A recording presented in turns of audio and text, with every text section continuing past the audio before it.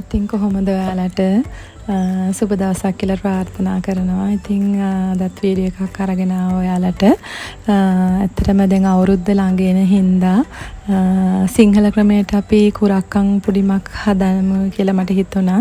ඇත්තටම රසයි ගුණයි ඒ වගේම ලේසි හදාගන්න. ඉතින් අපි බලමු කුරක්කන් පුඩිම කොහොමද හදන්නේ කියලා.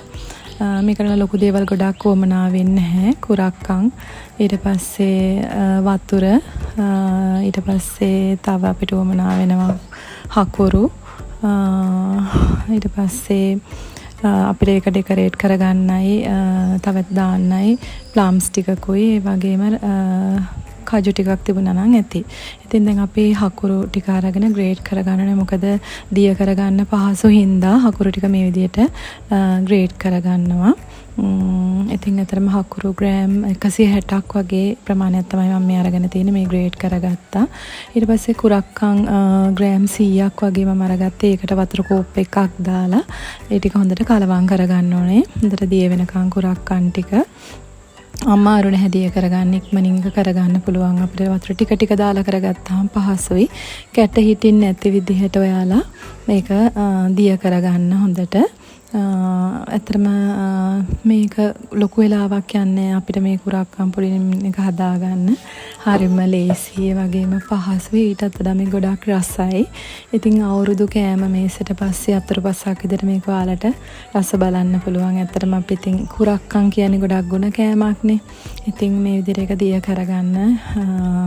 කැට හිටියොත් අර කැට ගතියට ටිකක් අපිට මේ පුඩින් එක ලස්සන නැහැ. අර තැන් තැන්වල බුබුලු වගේ මතුවෙන්න ගන්නවා. ඊට අමතරව පොල් කිරි මම අරගත්තා. පොල් කිරි වෙනුවට ෆ්‍රෙෂ් මිල්ක් හරි පිටිකිරි හලුවට පාවිච්චි කරන්න පුළුවන්. පොල් කිරි මිලිලීටර 600ක් වගේ මම අරගෙන තියෙනවා. ඒක ලිපේ තියාගෙන ඊට පස්සේ අපි අර ග්‍රේට් කරගත්ත හකුරු ටික ඒකට එකතු කරගන්න ඕනේ. එකතු කරලා ලිප මද ගින්දරේ වගේ තියාගෙන රස්නෙන් තියාගෙන ඒක හකුරු ටික හොඳින් දිය වෙනකන් හොඳින් හැඳි ගා ගන්න. ඔක්කොම හොඳට දිය කරගන්න ඕනේ. කියන්නේ කෑලිතුරු නොවන ප්‍රමාණයටම හොඳට හකුරු ටික හොඳින් දිය කරගන්න. ලොකු වෙලාවක් යන ඉක්මනින් මේක දිය වෙනවා. ඊට පස්සේ අපි ලුණු තේ හැඳි භාගයක් විතර වගේ එකට එකතු කරගත්තා. ඒකත් එකතු කරලා හොඳින් හැඳි ගා ගන්න. ඊට පස්සේ අපි අර දිය කරගත්ත කුරක්කන් ටික දැන් අපි එකතු කරනවා. මේ භාජනයටම එකතු කරනවා. ඒ කියන්නේ පොල් කිරි හකුරුයි දිය කරගත්ත භාජනයට එකතු කරගෙන ඒකත් හොඳින් කලවම් කරනවා. දැන් මේ වෙලාවේදී දිගටම හැඳි ගන්න ඕනේ. මොකද නැත්තම් කුරක්කන් ඉක්මනට කැටි ගහන්න බලනවා. ඉතින් ඒ අතරේ අපි විනාගිරි තේ හැන්දක් වගේ මේකට එකතු කරගත්තාම ගොඩාක් රසයි අවශ්‍ය නැහැ. එකතු කරගන්න පුළුවන් නම් හොඳයි. ඉතින් මේ අතරේ ලිප මද්ද ගින්දරේ තියාගෙන අපි පුළුවන් තරම් ඉක්මනට කුකුරු ගා ගන්න ඕනේ. ඉතින් අපි අර ගත්ත ප්ලම්ස් වලින් භාගයක් මේකට එකතු කරගන්නවා. ඊටු භාගය අපි තියාගත්තා. පස්සේ මේක ඩෙකරේට් කරන්න ඕන නිසා. ඉතින් දැන් අපි මේක හොඳින් හැඳි ගන්නකොට පේනවා නේද ඔයාලට මේක ගොඩාක් උක්කු වෙනවා. වැඩි වෙලා යන්නේ නැහැ. ඉක්මනින් උක්කු වෙන්න පටන් ගන්නවා.